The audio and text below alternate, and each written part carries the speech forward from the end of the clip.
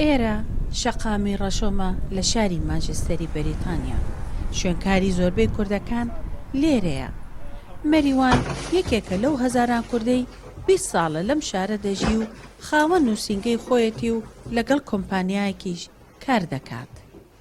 ئەمە یەکێکە لە شەقامەکانی شاری مانچستەر، ناوی شەقامەکە ڕەشۆمە. خەڵکەکە لێرە کورد و شتەکان لێرە کۆ بنەوە ڕۆژانە.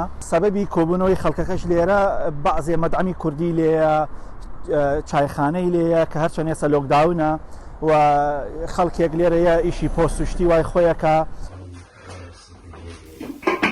لە پاش ساڵانی هەشتاکانەوە وەک چەندین شاری تری جیهان ژمارەیەکی زۆر کورد ڕوویان کردوتە ئەم شارە و لێرە نیشتەجێن. بەشێک لە خێزانە کوردەکان لەم شارەدا هەوڵیانداوە کولتوری کوردەواری بپارێزن و پەیوەندی کۆمەڵایەتیەکانیان بەهێزتر بکەن و سەردانی یەکتر بکەن. هەستەکەم لێرە خەڵکەکان زیاتر پەیوەستی کەڵچەرە کوردیەکەن وەک لەوەی کاچی تۆ سلەیمانی یان هەر شارێکی تری کوردستان.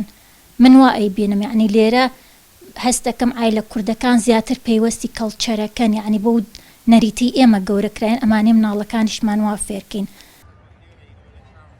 ئێرە شارێکی فرە کولتور و نەتەوەییە. لێرە چەندین هاوڵاتی کورد هەن کە لە بوارە جیاوازەکانی ژیاندا کار دەکەن و جێدەستیان دیارە.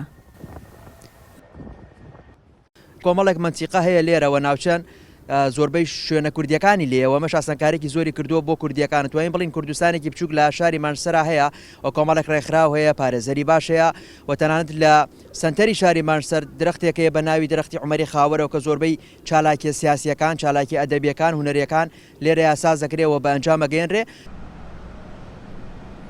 مانچستەر یەکێکە لە شارە گەورەکانی بەریتانیا.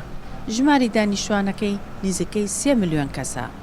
لە جیهاندا زیاتر لە ڕووی وەرزشیەوە ناوبانگی دەرکردووە. مانچستەر یونایتد و مانچستەر سیتی لێرن کە دوو یانەی بەهێزی جیهانن. هەرچەندە کوردانی نیشتەجێی ئەم شارە هەریەکان سەرقاڵی کار و پیشەی خۆیانن، بەڵام لایەنە کولتوری و نەتەوەیەکان فەرامۆش نەکردووە.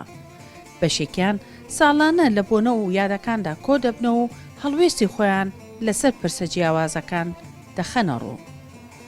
ژیان مۆبێرگ، NRT مانچستەر.